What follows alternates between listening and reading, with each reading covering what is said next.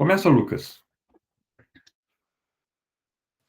Acho que bem isso que tu disse, professor, ali. Lembra que a gente comentou várias vezes ao longo daquelas sessões lá onde ele estava polemizando com o Smith e tal, que ele dava algumas indicações, assim, mas não chegava numa definição de trabalho produtivo e improdutivo, né? E aqui parece que ele despejou várias, assim, e deixou bem consistente tudo que ele estava falando, né? E aí achei bem, de novo, assim, um dos exemplos de texto bem esclarecedor, assim, sobre alguns aspectos, né, do Marx. E achei legal também que ele, eu não sei, eu sempre me confundo temporalmente, assim, mas imagino que tenha sido posterior, né, a 1844, né, dos manuscritos, mas ali como ele incorpora aquela noção do trabalho como do trabalho subsumido pelo sistema capitalista como algo que se opõe ao trabalhador de forma brutal, assim, né, e, tipo, como algo absolutamente fundamental, assim, do modo de produção capitalista, e também essa demonstração da complexidade do pensamento do Marx, né, quando ele coloca ali, quando ele faz esses debates ali sobre os tipos de trabalho, né, e a relação, os níveis de inserção nas relações capitalistas de produção, assim, e aí achei muito bom os exemplos, assim, que ele coloca, né, do alfaiate ali. Eu anotei algumas frases que eu achei bem emblemáticas, né, que ele coloca quando ele fala se ele contratar um alfaiate para fazer a calça e, e aí compara com caso tivesse comprado numa indústria, né, e aí ele diz, que o serviço prestado por um alfaiate que eu contrato para produzir uma calça para mim é produzir uma calça. E o serviço do alfaiate, a serviço da indústria capitalista, é simplesmente trabalhar 12 horas, dos quais 6 são de graça, e o fato dele fazer isso costurando calças é só uma coincidência, não tem nada a ver com o valor de uso daquele trabalho, né? E aí ele vai debatendo, se ele vai trazendo alguns elementos dessa discussão dos manuscritos ali, me pareceu, e amarra muito bem a discussão sobre trabalho produtivo, né? E ele dá várias definições ali bem claras, tipo, que ele não tinha colocado ainda nos capítulos anteriores, né? Mas de modo geral achei muito tranquila a leitura e bastante um dos exemplos desse livro, assim, de textos onde o Marx esclarece muito bem, assim. A minha impressão foi a mesma, né? Nos capítulos anteriores, ele mais deixa os outros economistas falarem sobre trabalho produtivo e improdutivo do que ele fala, né? Embora ele já vá costurando observações críticas sobre trabalho produtivo e improdutivo. Aqui, ele dá um desenvolvimento circunstanciado sobre o que ele vai chamar de trabalho produtivo e improdutivo. Opa! E aí, William, tudo bom?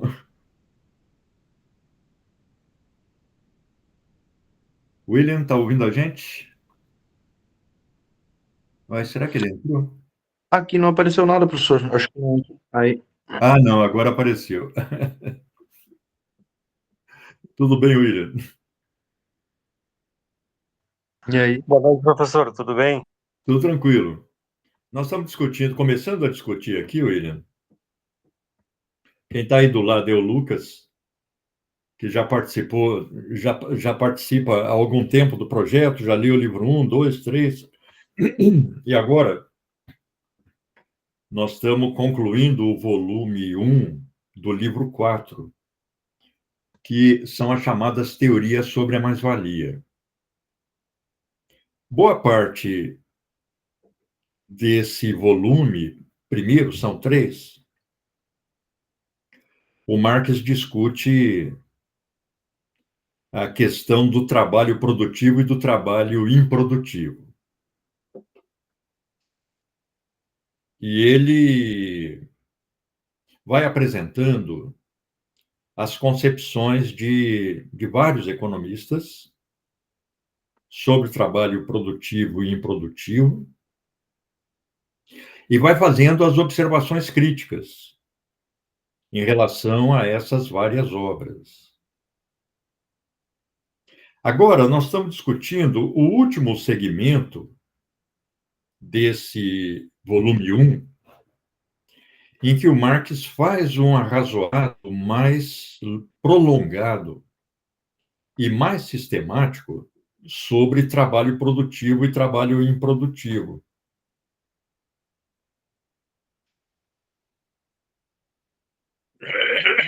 O William Lucas, ele vai começar a participar desse novo grupo do livro 1, que, que vai realizar seus encontros na sexta-feira, Mas, agora 9h30. E tem sido, foi até legal você entrar, William, porque tem sido uma orientação geral do projeto de nós mantermos todos os debates abertos a todos. Então, se você quiser participar desse debate, na própria sexta-feira, às 8h, vai ter um debate sobre o livro 2. Seja bem-vindo, vai ser bom, vai ser boa a sua participação. E você já vai, claro,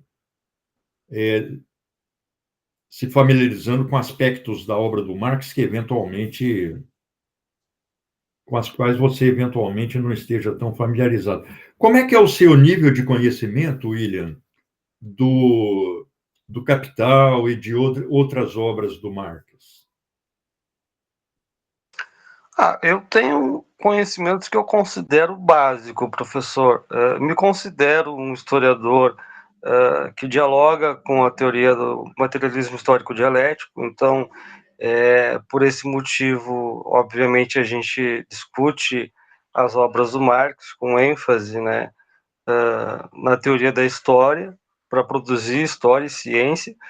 Porém, me considero com o meu conhecimento ainda básico, perto do que eu pretendo ter. Então, eu tenho, sim, um conhecimento a partir das obras primárias, digamos assim, do Marx e do Engels, como Ideologia Alemã, Contribuição à Economia Política, que é aquele período do jovem Marx, né?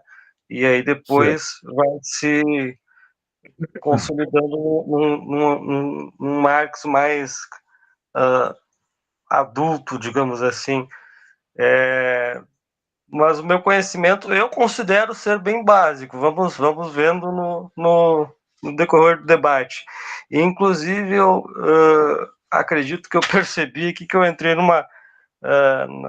nesse encontro aqui que eu acho que não era o meu dia. Eu entrei de intruso, é isso? Na verdade, todos os dias são dias, né? Mas o encontro do grupo do qual você vai participar especificamente, claro, todos podem, e eu acho até que devem, participar de todos os debates. Mas o grupo que você entrou é esse que vai começar na sexta-feira, às 9h30. Mas pelo que você está falando, William, eu acho que vai ser tranquilo você desenvolver a leitura do Capital, porque você já tem um nível de leitura que te permite avançar tanto na leitura quanto do debate da. Opa, tem mais uma pessoa entrando aqui. Só um momentinho, pessoal.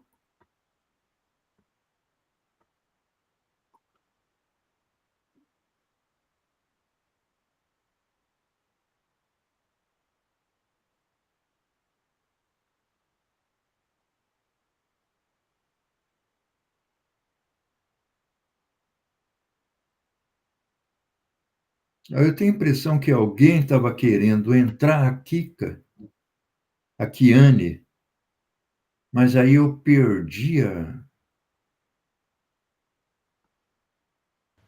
pode ser que ela tenha cancelado a solicitação, professor. Hein? Como é que é? Pode ser, Pode ser que ela tenha cancelado a solicitação. Pode ser, talvez. Eu tentei entrar de primeiro momento, não consegui também. Eu tive que clicar de novo no link. Talvez seja necessário. Não, é que, para quem não tem o e-mail institucional da UFSM, como nós estamos usando o Google Meet da UFSM, eu tenho que dar uma autorização para entrar. Quando a pessoa tem o e-mail institucional da UFSM, aí a pessoa entra direto, não precisa ficar pedindo solicitação e tal. Mas vamos aguardar. Eu acho que ela embarcou na mesma, na mesma onda que você, William. Mas, por exemplo, o fato de você já estar familiarizado com a ideologia alemã, e uma parte que é especialmente importante na ideologia alemã, que é aquela primeira parte, né? Sobre Feuerbach, em que o Marx e o Engels, foi um texto escrito a quatro mãos, vão desenvolvendo a sua concepção de sociedade de história. Eu acho muito importante a gente ler isso para compreender a concepção do Marx, né? Aí o próprio Marx e o Engels falou, aí a gente está acertando as contas com as nossas próprias concepções anteriores, né? Então, na ideologia alemã já aparecem formulações que o Marx e o Engels vão manter durante a vida toda, né? Inclusive de história. A contribuição à crítica da economia política, que é um texto de 1859, talvez já possamos considerar um texto da maturidade do Marx, porque é um primeiro texto em que ele publica a sua pesquisa no campo da economia política de forma mais sistemática. Tanto que, no prefácio que nós vamos discutir na sexta, o prefácio é a primeira edição do Capital, de 67, você vê, ele publicou a contribuição à crítica em 59, e o Capital, o primeiro livro, ele publica em 67. Tem um prazo relativamente grande entre um e outro, mas é dado pela magnitude da investigação que ele estava fazendo, né? A gente já nota, a gente nota algumas diferenças conceituais, por exemplo, na teoria do valor, entre a contribuição à crítica e o Capital, mas no Capital ele enfatiza a continuidade do trabalho dele em relação à contribuição. Ele considera que os primeiros capítulos do Capital, na primeira edição, o primeiro capítulo, mas na segunda edição, os primeiros 3 capítulos, ele considera que são uma espécie de resumo da contribuição à crítica da economia política. Então, se você já tem esse histórico de leitura do Marx, a leitura do Capital vai ser muito tranquila. Acho que não vai oferecer maiores problemas. A discussão que ele faz aqui de trabalho produtivo e trabalho improdutivo, ele vai apresentar de forma mais concisa no Capital. Porque, para ele, no Capital e de maneira muito mais circunstanciada, já que ele não estava preocupado em publicar aqui nas teorias da mais-valia, que são rascunhos, né, que foram reunidos primeiro pelo Kautsky, depois houve uma edição soviética da qual derivam as edições atuais desse livro 4, o Kautsky publicou a sua versão das teorias da mais-valia em 1905 e teve uma segunda edição em 1910. Mas essa concepção de trabalho produtivo para ele é a concepção do trabalho subordinado à relação capitalista de produção. É o trabalho do assalariado na empresa capitalista, ou seja, é o trabalho que produz mais-valia. Então, ele não tem uma visão do trabalho como produzindo valores de uso. A noção de produtividade do trabalho, para ele, está relacionada com a capacidade do trabalhador produzir mais-valia.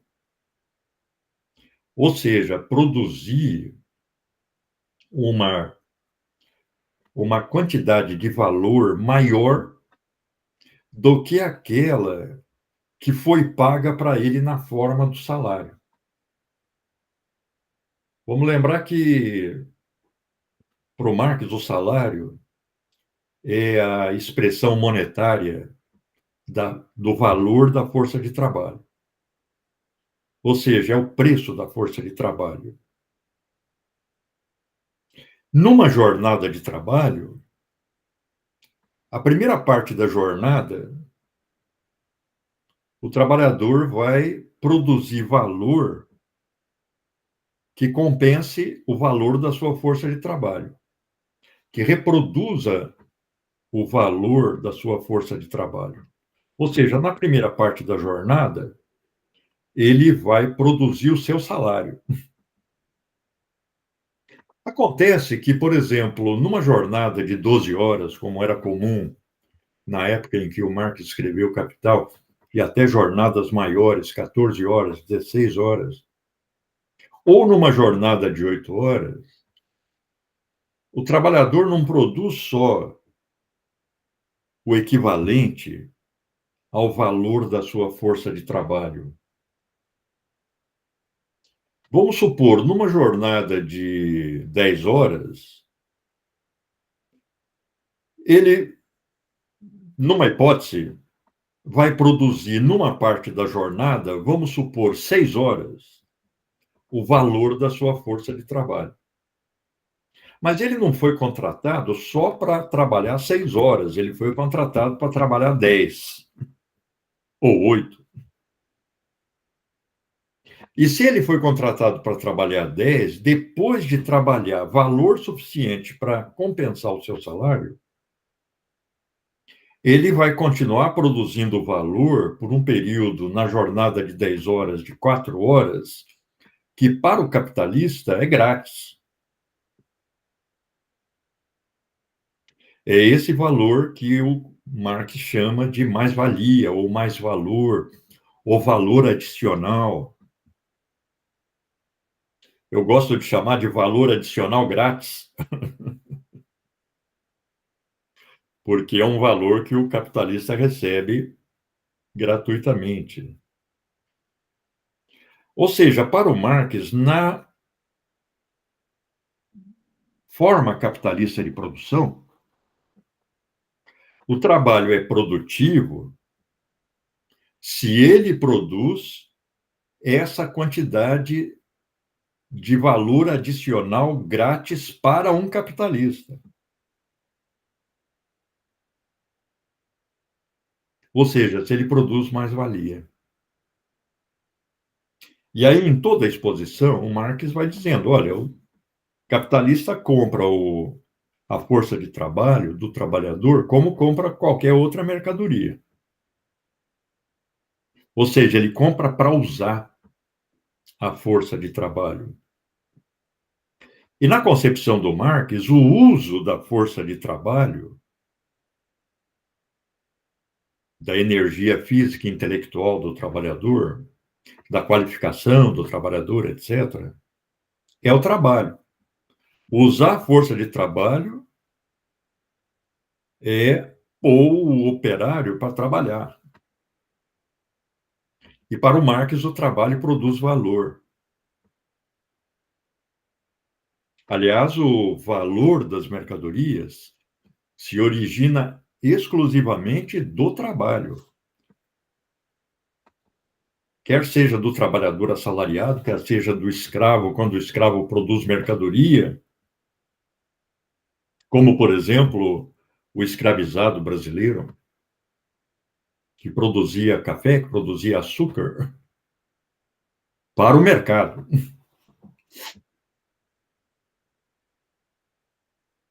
Então, mesmo que o trabalho produza valor, por exemplo, por parte de um produtor autônomo individual,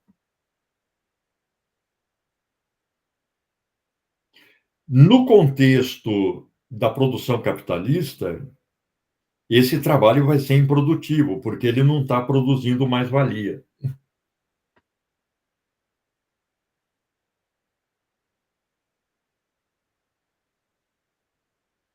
Para o trabalho ser produtivo no contexto do capitalismo, ele tem que produzir mais-valia.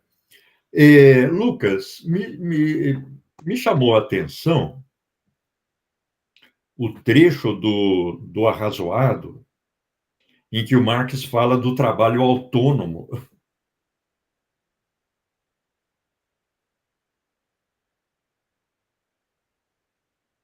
Que, por estar inserido no capitalismo como modo de produção dominante, também é visto como um trabalho que produz mais-valia se esse produtor autônomo produz uma quantidade de valor durante o dia de trabalho que é superior àquela que repõe os meios da sua subsistência, que reproduz as suas condições materiais de existência.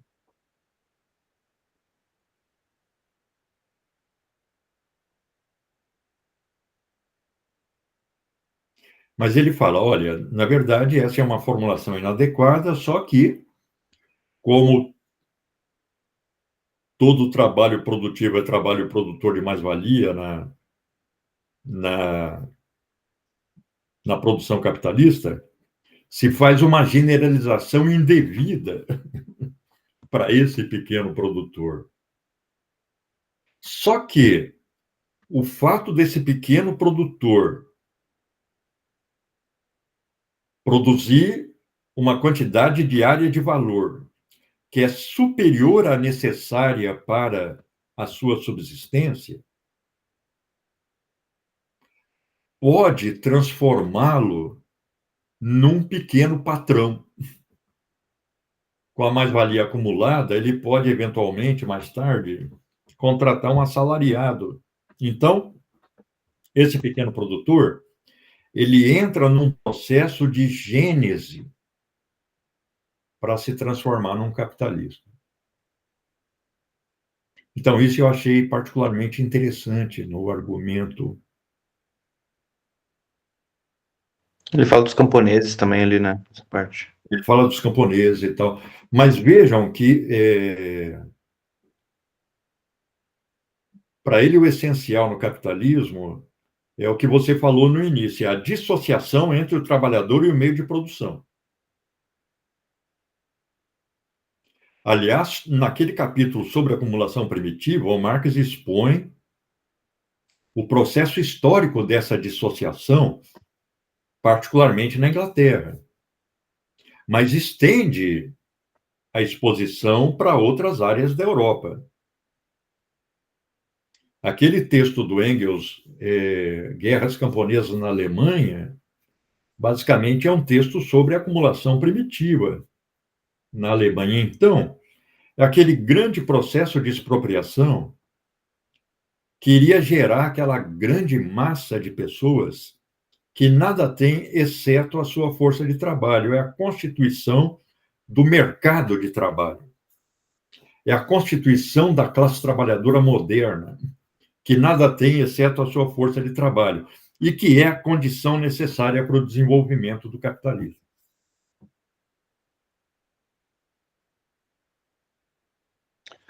Uma parte que eu achei muito interessante também é também nessa mesma discussão onde ele coloca que ele está falando ali da subsunção de todas as partes da relação do trabalho ali ao capital, né? Aí ele coloca que todas as características do trabalho se contrapõem e o mesmo acontece com as forças naturais e com a ciência e o produto do desenvolvimento histórico geral em sua essência abstrata.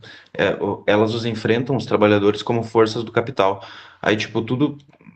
A própria pensando também no debate sobre desenvolvimento tecnológico, né? E, enfim, tipo, onde novas tecnologias que são desenvolvidas e aplicadas na produção, assim, se colocam, que deveriam acabar facilitando, né, o processo de acabar libertando o homem cada vez mais do processo de trabalho, acabam oprimindo cada vez mais, né, e, tipo, causando desemprego e outro tipo de problema, né. E aí ele coloca o capitalista que emprega uma máquina não precisa ter o conhecimento do seu mecanismo.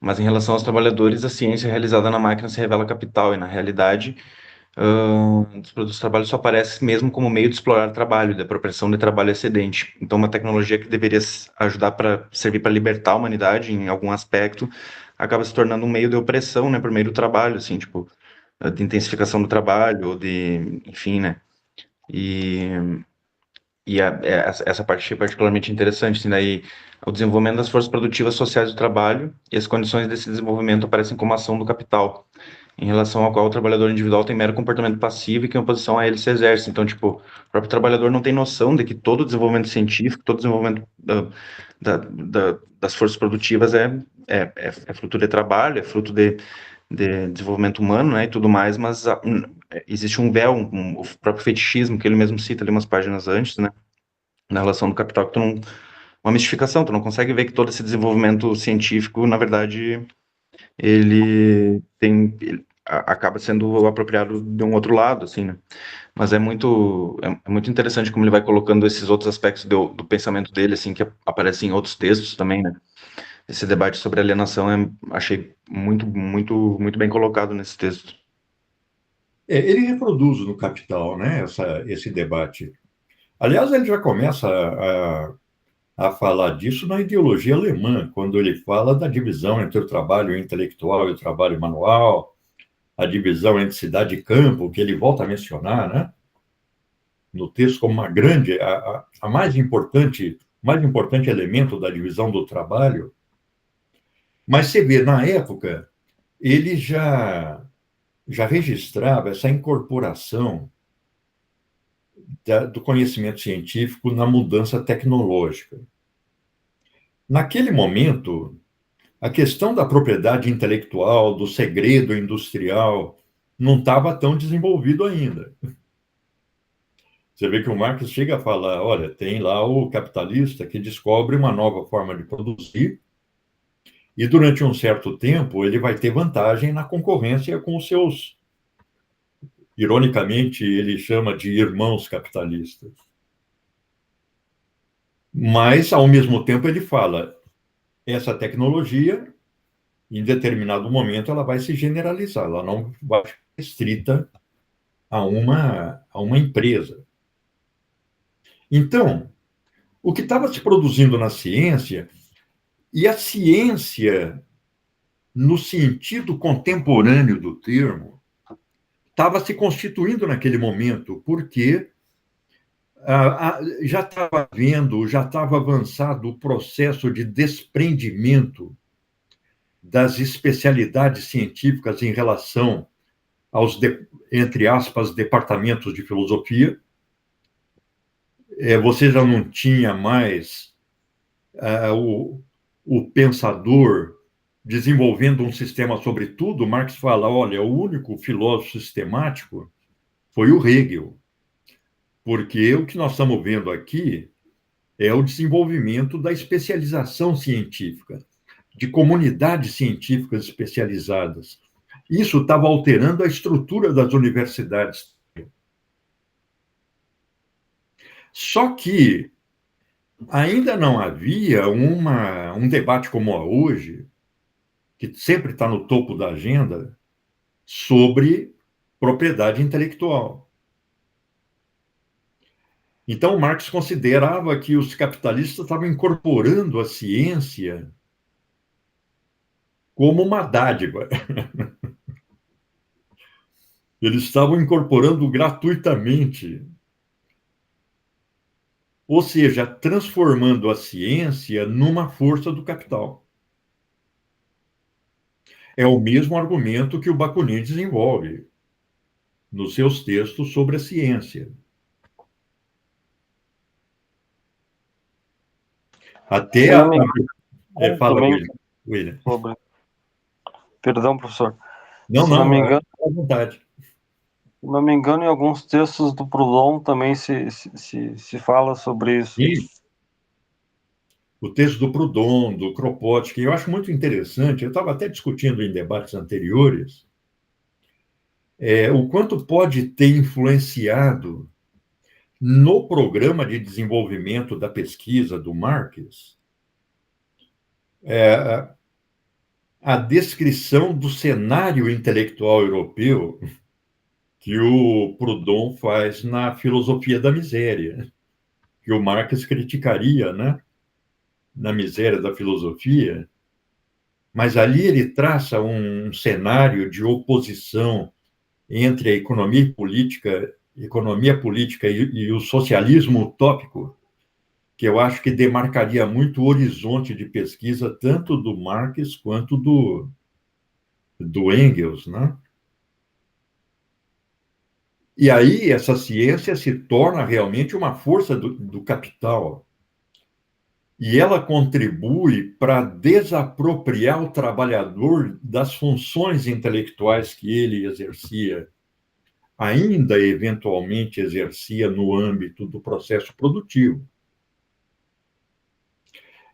Da mesma forma como Marx fala que o capital põe a seu favor, gratuitamente, o que ele chama de forças da natureza. Então, as forças naturais tornam-se forças do capital.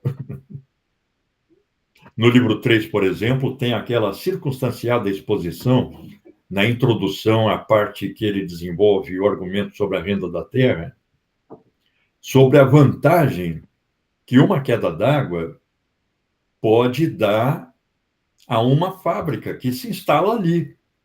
A queda d'água já está ali, ela não precisou ser produzida. O capitalista só capta a água que vai movimentar os seus moinhos, por exemplo, né? Você vê que o Marx, claro, isso expressa um certo estágio do desenvolvimento capitalista, mas no Capital o Marx ele faz essa observação, ele fala até hoje, em partes da Inglaterra, na Alemanha, as fábricas são chamadas de moinhos, né? Mill,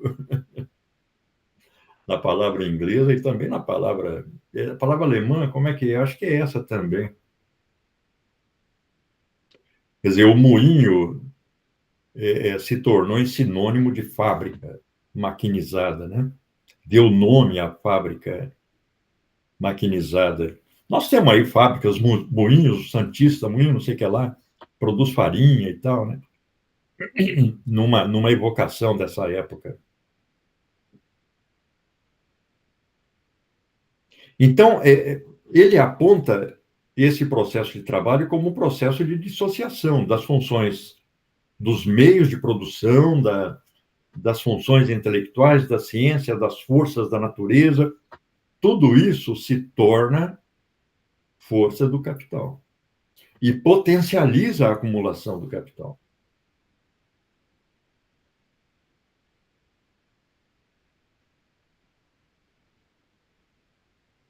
Claro, o trabalhador ele entra ali e vai ter que cumprir ordem, só fazer o que mandam, realizar as operações que são determinadas, né? Vamos lembrar que o Marx ele vê a fábrica como um ambiente despótico, em que tudo é determinado da forma mais autoritária possível. Então, a gente pode ter, por exemplo, um ambiente político no âmbito da sociedade que assegura determinadas liberdades individuais e coletivas. Vamos pensar que isso também estava se desenvolvendo na Inglaterra, na França, nos Estados Unidos, naquele momento.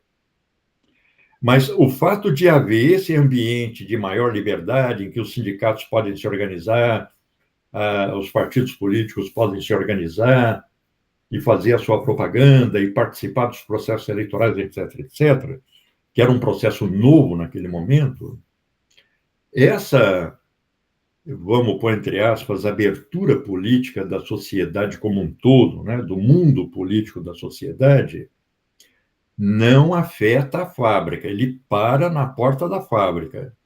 A fábrica vai ser um ambiente hierarquizado em que as relações de mando vão ter um caráter despótico.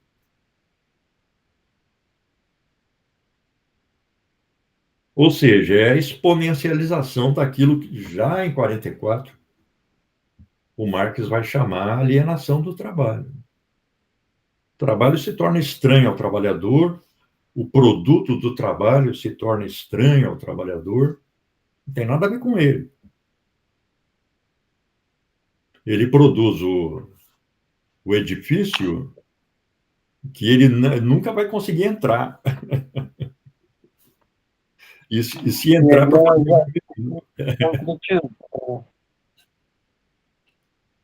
perdão, William, eu não ouvi o que você falou. Perdão. O meu comentário foi no sentido de que aí a mais-valia se concretiza também, né? Sem dúvida, claro. Aí é a produção de mais-valia. O interessante, William, é que nesse texto ele considera que o trabalhador que trabalha para um capitalista, o cantor que trabalha para o capitalista, o que ele chama de trabalho imaterial, se torna produtivo desde que subordinado à relação capitalista de produção. O trabalho do ator, o trabalho do escritor. Ele compara até o Milton, né, que escreveu Paraíso Perdido e vendeu por 5 libras. Ele fala, essa obra importantíssima, lá no século XVII, expressa trabalho improdutivo do ponto de vista capitalista. Agora, aqueles escritores que ficam escrevendo a soldo das empresas, por mais medíocres que sejam os textos, estão desenvolvendo o trabalho produtivo do ponto de vista capitalista.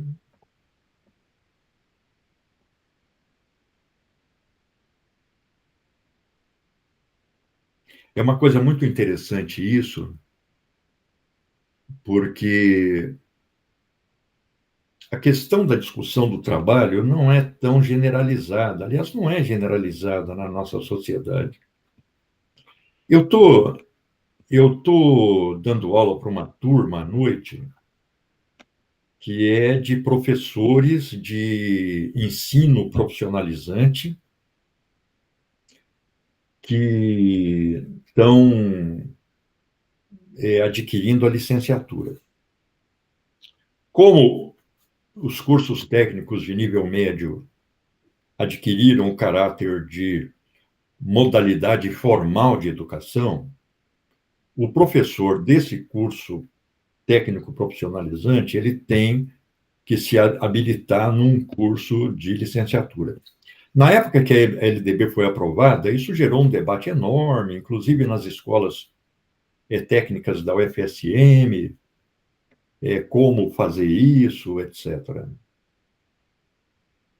E aí, eu estou discutindo com eles o mesmo texto que eu estou discutindo com vocês lá na história, aquele texto sobre trabalho e educação, para apresentar aquela abertura para poder discutir a questão específica do currículo que eu vou discutir com eles. Só que eu vou discutir só em 2 semanas, porque é muito apertado ali. Eu não sei se é 2 semanas, porque nós começamos a discutir a questão do trabalho na semana passada, e a discussão avançou tanto que nós ficamos só na metade da primeira parte, só na primeira parte. Não conseguimos De repente já tinha acabado a aula. Mas uma coisa me chamou muita atenção de eles observarem o seguinte: eles falaram, olha, nós estamos aqui num curso que profissionaliza para a fábrica, para a empresa. Nós trabalhamos com isso, somos dessa área, mas nós nunca discutimos o trabalho. Nós estamos trabalhando em cursos de qualificação profissional, mas nós nunca discutimos isso, o trabalho, que é a grande discussão que o Marx insere no debate social e político. Você vê que o trabalho na antiguidade grega, o trabalho nos textos medievais, o trabalho nos textos da burguesia, no seu desenvolvimento, inclusive da fase revolucionária, sempre vai, ou não aparece no debate, ou vai ficar num segundo plano.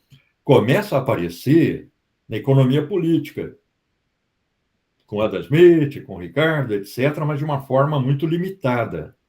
Agora, o Marx vai transformar isso no centro da argumentação.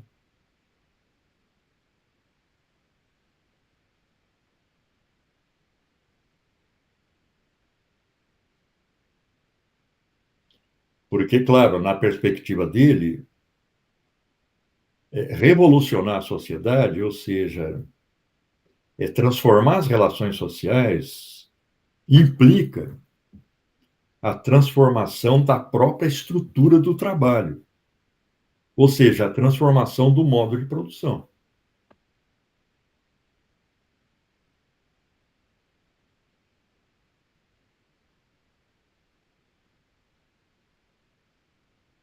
Por exemplo, hoje eu vejo, a gente já tem discutido isso algumas vezes aqui, William, e nós vamos discutir lá na nossa disciplina também, que os processos de produção de software livre, eles já não são mais de tipo capitalista, eles são um novo modo de produção. É a cooperação aberta pela internet, que, como eles se realizam por meio de uma nova relação de produção, eles suscitam uma nova relação de propriedade, que para o Marx é a expressão jurídica da relação de produção. Uma formulação que ele já faz lá na ideologia alemã. E o interessante dessa história é que os projetos de software livre são mais eficientes, mais inovadores, mais poderosos para revolucionar a tecnologia específica em que eles estão alojados, que é a produção de software, do que as empresas capitalistas. Software na mão de empresa capitalista em crua. A empresa capitalista que sempre foi, como Marx já registra lá desde o manifesto, uma forma de produção permanentemente inovadora no campo produtivo, quando se trata de produção de software, claudica. Ela não consegue inovar. E hoje, essas empresas dependem cada vez mais de projetos de software livre. Você pega um sistema como o Darwin, da Apple, que está nos MacBooks, etc., 90% dele é software livre, 10% é software da Apple. Então, o kernel é software livre, todos os programas do sistema são do projeto FreeBSD. Só os softwares mais superficiais, a interface gráfica, alguns softwares de processamento gráfico, etc., que são elaborados pela própria Apple. Então, possivelmente, nessa área, a empresa capitalista tenha encontrado o seu limite. E como o processo histórico não para, esse limite passa a ser superado por uma nova forma de produzir. A cooperação pela internet nos projetos de software livre, que suscitam outras formas de cooperação para produzir em outras áreas. Então, o trabalho ele entra na agenda do debate filosófico, do debate econômico, do debate político, centralmente com Marx.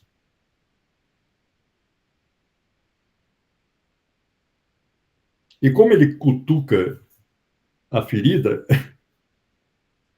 das relações de exploração capitalistas, do antagonismo em que se baseia esse modo de produção, da desapropriação permanente, né? Marx fala, olha, falar em propriedade no capitalismo é falar na desapropriação permanente do trabalhador.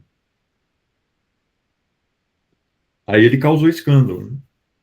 E se tornou aí um autor maldito, né?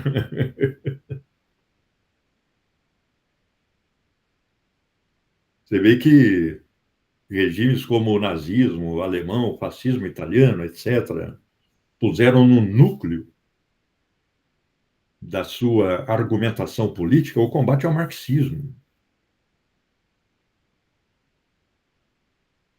E como isso está renascendo agora, o combate ao marxismo volta com as novas formas de grupos de direita, né? Os neonazismos, incluindo o bolsonarismo no Brasil.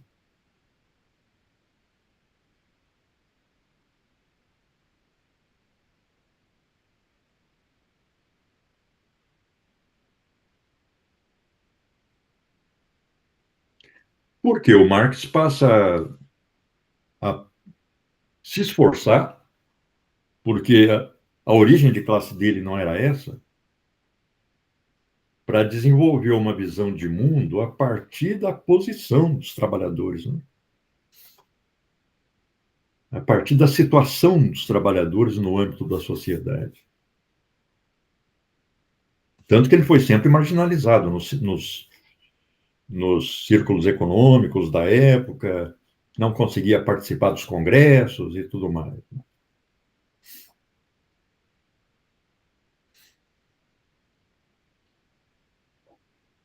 E a obra, embora como toda obra seja uma obra datada, ela está contextualizada historicamente, ela apresenta elementos circunstanciais de, vamos chamar, desatualização.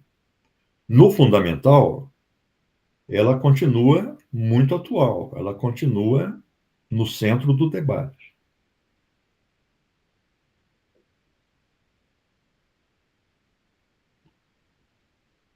Eu tive um professor, o Maurício Trachtenberg, que, a propósito do Weber, ele fala, a obra do Weber é uma introdução, acho que é a Economia e Sociedade, ou uma outra obra, não me lembro onde eu li isso. Não li há muito, faz pouco tempo que eu li. Ele fala, a obra do Weber se mantém atual. Aí ele conclui, portanto, é uma obra clássica. O Marx é a mesma coisa, com tanto mais razão, né? Eu acho que mais que o Weber.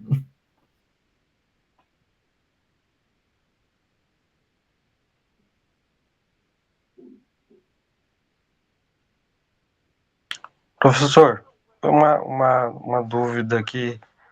Estava refletindo sobre o que tu estava falando em relação uma nova relação de modo de produção em relação aos softwares e à internet. Como que a gente consegue compreender isso e usar um conceito? Aí, como historiador, eu uso muito conceitos, mas qual conceito na teoria de Marx eu posso usar para expressar esse novo momento, digamos assim? Onde eu consigo Olha, eu acho que tudo isso é muito hipotético, né? Essa discussão que a gente desenvolve aqui está, podemos dizer, engatinhando, mas é a ideia de que um novo modo de produção ele vai se constituindo no interior do modo de produção antigo e contra o antigo. Por exemplo, as relações capitalistas de produção foram se desenvolvendo no interior da estrutura de produção medieval, da estrutura de produção feudal. Então, nós temos todo um processo de gênese, um processo prolongado, um processo permeado por lutas sociais e extrema violência, como aquele período da acumulação primitiva, mas um processo em que uma nova relação social de produção, que começa a emergir em certa medida por fatores contextuais ou circunstanciais, vai se sistematizando, se generalizando. É muito interessante nós lermos aquele capítulo, eu acho que é o capítulo 10 do Capital, chamado A Cooperação, porque ali o Marx está argumentando sobre os primórdios da constituição da forma capitalista de produção. A primeira maneira como se manifesta a forma capitalista de produção. E esse início embrionário ocorre no interior da sociedade medieval.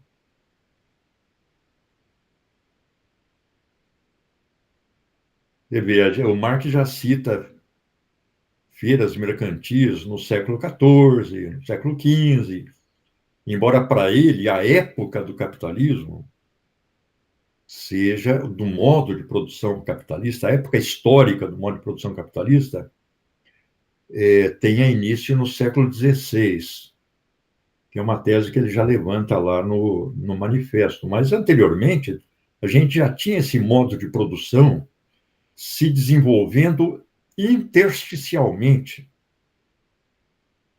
na sociedade medieval.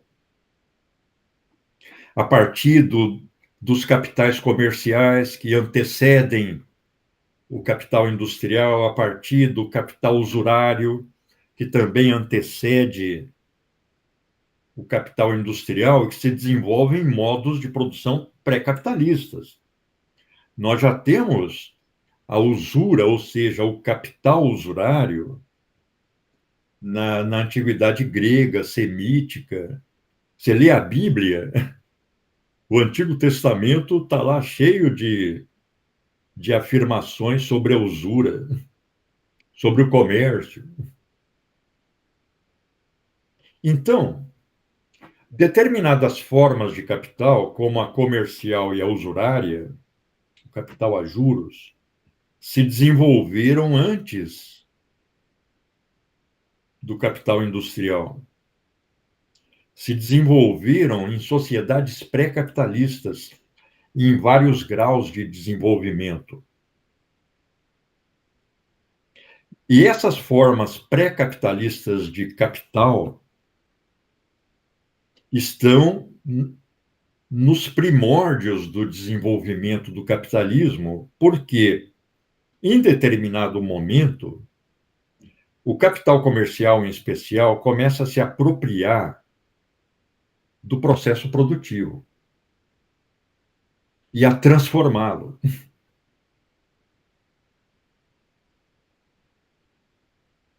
O que vai caracterizar o capital industrial para o Marx, e ele inclui até a agricultura no conceito de capital industrial, é o trabalho assalariado. Então, na medida em que o trabalhador já começa a ser contratado por um salário, na medida em que vários trabalhadores, 30, 40, são postos debaixo do mesmo galpão pelo mesmo capitalista para produzir alguma mercadoria ainda com a técnica do artesanato medieval, o processo produtivo já começa a se transformar. O modo de produção já começa a se transformar. Então, é um processo prolongado, que encontra, em certo estágio de seu desenvolvimento, contextos revolucionários. Quer dizer, se afirma através de processos de revolução política, de revolução ideológica. Então, aquela transformação econômica, ela atinge todos os segmentos da sociedade. É aquela ideia da infraestrutura, de uma transformação infraestrutural, ou seja, econômica, suscitar transformações superestruturais, jurídicas, políticas, ideológicas, né? A cultura como um todo, na arte, etc. Eu acho que o século XVI é um século interessante para a gente analisar, exatamente porque o capitalismo está aí começando a bater a porta. Em algumas áreas, ele já tem um certo desenvolvimento, de início na Itália, depois na Holanda. Esse desenvolvimento se estende para a Inglaterra. E isso já provoca transformações na estrutura política com a formação do Estado moderno. A gente mencionava hoje a obra do Hobbes, né? Sobre o Estado, que é uma obra do século XVII, dos anos 600, né? Mas essa transformação política, essa transformação do modo de produção já está patente na obra do Maquiavel. Ela fica particularmente clara nos discursos sobre a primeira década de Tito Livio, em que o Maquiavel já fala, olha, a sociedade não pode se organizar em torno da propriedade da terra. Ela precisa se organizar em torno de bens móveis, ou seja, o capital, de produtos do trabalho. Para ele, como ele desenvolve uma concepção republicana, né, nos discursos sobre a primeira década de Tito Livio, ele já começa a argumentar sobre as condições do exercício da cidadania, da participação política. Ele falou, olha, a propriedade da terra é incompatível com o desenvolvimento de uma república. Então, ali, a transformação do modo de produção já está suscitando modificações no pensamento político, filosófico, mais ou menos sistemáticas. Quando você lê um romance como Don Quixote, por exemplo, que foi publicado em 1605, portanto, final do século XVI, início do século XVII, você já viu uma Espanha se desenvolvendo sob relações capitalistas crescentes. Então já aparece muito a figura do vilão que trabalha nas terras de um nobre, mas ele já é um capitalista, ele tem mais dinheiro que o nobre, ele já é rico, ele já contrata assalariados.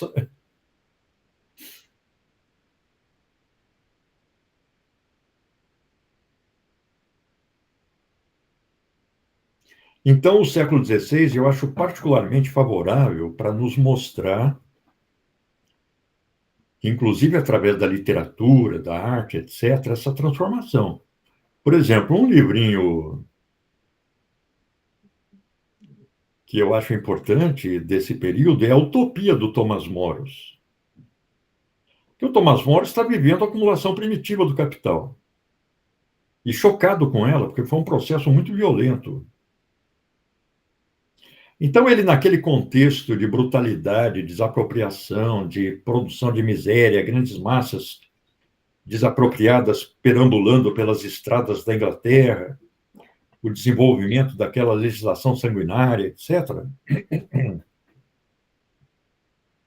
Ele, na primeira parte da Utopia, ele descreve a Inglaterra e aí contrasta com aquela sociedade que o navegante português que está fazendo o seu relato teria encontrado em algum lugar aí dos oceanos, né? O Rafael e Clodeu. E na primeira parte, quando ele descreve a Inglaterra, ele fala: a Inglaterra é o único país do mundo em que as ovelhas se alimentam de carne humana. Basicamente, ele resume a acumulação primitiva, porque ela foi constituída principalmente pela grande desapropriação de produtores individuais para o plantio de pastagem, produção de lã para fornecer para a indústria holandesa, para as manufaturas da Holanda. Eu suspeito, William, que esses processos de produção de software livre já sejam a irrupção, no âmbito da sociedade capitalista, de um novo modo de produção. É mais ou menos nessa linha que eu estava pensando mesmo. A produção do software, ela é desenvolvida pela empresa capitalista até certo ponto. Mas, por exemplo, tem casos clássicos, né? Eu acompanho isso desde os anos 90. É o caso da Oracle, que é uma empresa importante até hoje, né, no campo da tecnologia digital. Ela desenvolveu um sistema operacional chamado Solaris, a partir do Unix, que foi o paradigma de vários sistemas operacionais. E chegou num ponto que a Oracle não conseguiu desenvolver mais esse sistema. Na área do software livre, o Linux já estava se desenvolvendo muito, os BSD, aqueles sistemas abertos derivados de um sistema criado e aberto pela Universidade de Berkeley. BSD é Berkeley System Development, eu me lembro, né, a sigla. Então já tinha aí o NetBSD, que é um sistema que eu uso, inclusive, é um sistema muito eficiente. O FreeBSD, o OpenBSD, e depois surgiram outros ainda. E a Oracle, quando viu que o seu sistema ela não conseguia mais desenvolver, ela abriu o código, criou o projeto Open Solaris, permitiu todo mundo modificar o código, mas também usar, copiar livremente o sistema. E aí o sistema Solaris deslanchou. A Oracle começou a incorporar elementos desenvolvidos no âmbito do projeto Open Solaris, ou seja, como software livre, no seu sistema fechado, o Solaris.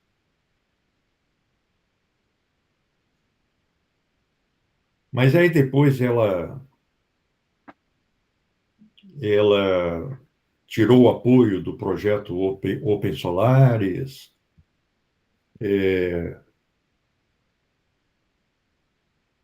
deixou de enfatizar a área de sistema operacional, começou a enfatizar outras áreas que estavam sendo mais lucrativas para ela. E o Solaris ainda não é, mas virou quase que uma peça de museu. Então, é um caso muito interessante para a gente ver como a produção de software emergiu do mundo capitalista, mas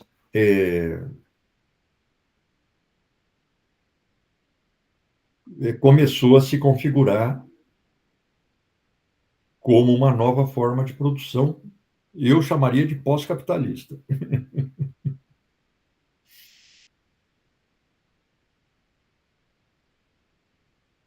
Eu acho que nós temos que estar com a antena ligada nisso, né? Porque a transformação pode estar ocorrendo à nossa volta. Possivelmente, isso sugira um processo de transformação social diferente daquele que o Marx via lá na ideologia alemã e depois no manifesto. A classe operária tomando o poder e, no poder, realizando as transformações de propriedade. A implantação de um novo modo de produção,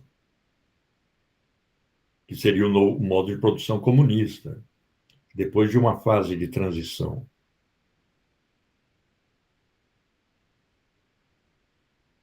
Então, hoje nós temos um mundo mais complexo, além dos trabalhadores que ainda mantêm irrupções contestatárias na sociedade, embora tenha segmentos conservadores, alinhados à direita, etc., né?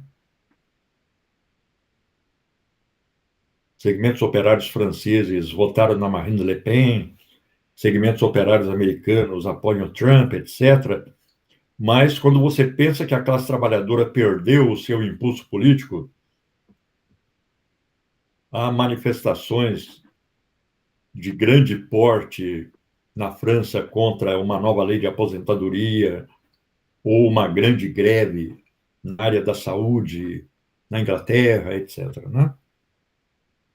Mas, além dos trabalhadores, hoje tem um movimento feminista, que é uma potência histórica. Tem um movimento LGBT, tem um movimento antirracista.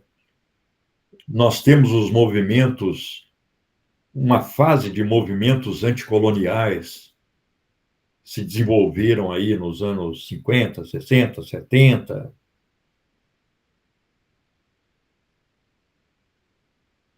Com seu cortejo de transformações, né?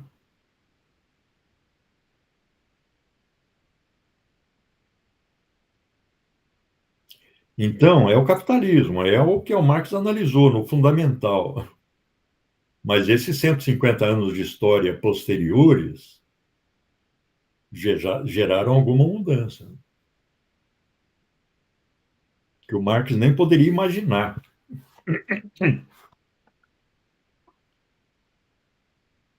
Então, isso sugere a datação da obra do Marx, mas, ao mesmo tempo, a atualidade. A relação capitalista de produção está aí. E as ferramentas teóricas para sua análise continuam agudas para nós penetrarmos no âmbito da produção capitalista e analisar as novas formas, né, de trabalho. Eu não sei se o William caiu ou saiu. Aqui saiu também. Deve ter caído, né? Mas, Lucas, vamos dar uns minutinhos para ver se ele retorna, aí vamos encerrar. Beleza. Ô, Lucas, o que você acha? A gente dá uma semana de intervalo para começar o livro 2, ou já começa na próxima semana? Ou uma semana, ou 2 semanas, sei lá. Por mim, podia começar já no próximo. Legal, tá? Então, eu vou fazer um, um esboço de calendário e já compartilho. Eu Beleza. acho extremamente importante ler esse livro 1. Agora, eu vi, Lucas, um artigo sobre trabalho produtivo e improdutivo, feito com base nas teorias sobre a mais-valia de um menino da Unicamp. Eu vou ver, eu baixei esse artigo, em algum lugar eu vou compartilhar.